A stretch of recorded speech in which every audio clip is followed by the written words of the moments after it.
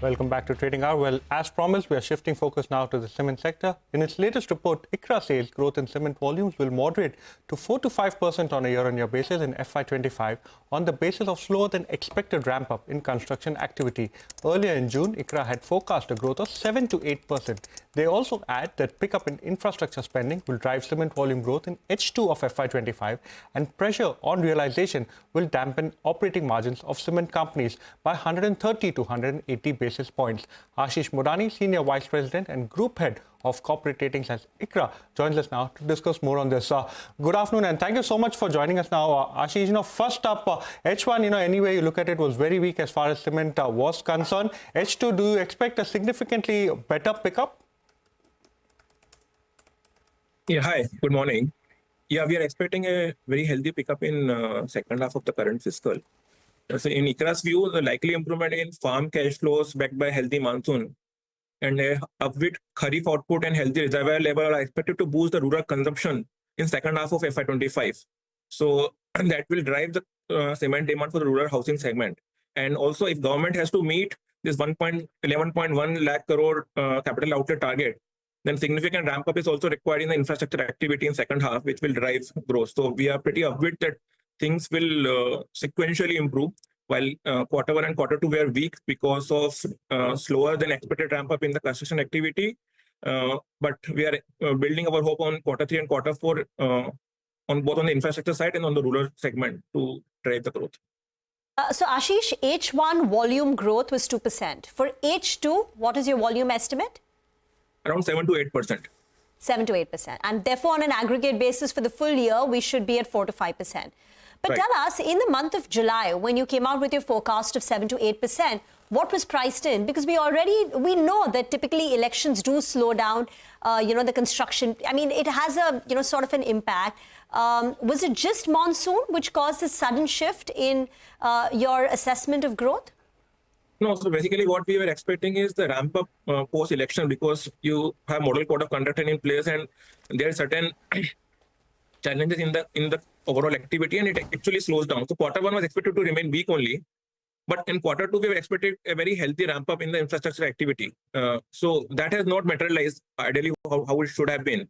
And once all the elections are largely done, we are expecting a very healthy ramp up in the all the markets, especially in the western and the northern market, and things should improve sequentially going after. If you look at the region-wise, in ICRA's view, we are expecting southern market to remain under pressure, but other markets should do relatively better off. Ashish, one thing that we've discussed is the kind of weakness as far as demand is concerned. That has also led to weakness as far as pricing is concerned. Now, given the fact that there has been significant consolidation as far as the entire industry is concerned, do you expect some sequential improvement in pricing? And what is the kind of pricing trends that you are penciling in as far as H2 as well as FY26 is concerned? You're right. Actually, a lot of pressure on the margin is largely driven by the pressure on the pricing.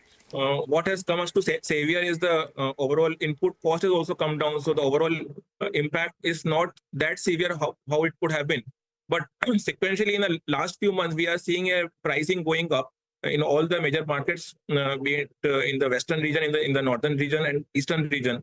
Southern region remain a lackluster thing. But what we are seeing is around 4 to 7% growth at a blended level overall.